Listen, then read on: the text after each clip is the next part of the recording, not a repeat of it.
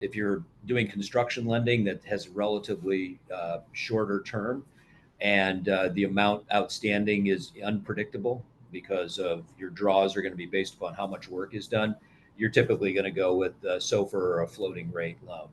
Another example of that would be, let's say you're repositioning or doing a bridge loan, and you aren't, it's going to take a period of time, 6 months, 18 months, 2 years to get to stabilization. You might want to pick a floating rate loan.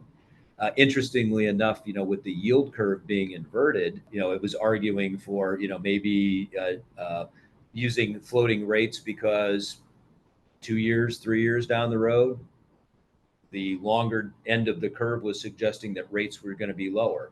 So even though you might pay a little bit more upfront, your longer term play could be allow you to trade into a lower fixed rate down the road.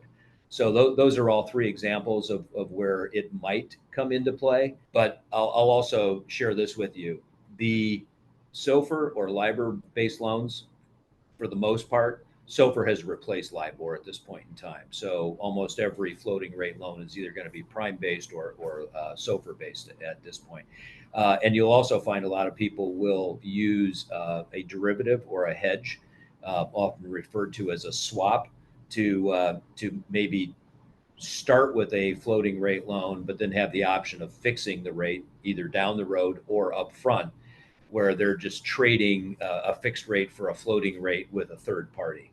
I don't want to get too deep into swaps because that really isn't the topic here, but that's just another example of where you might use a floating rate index, but swap to a fixed rate.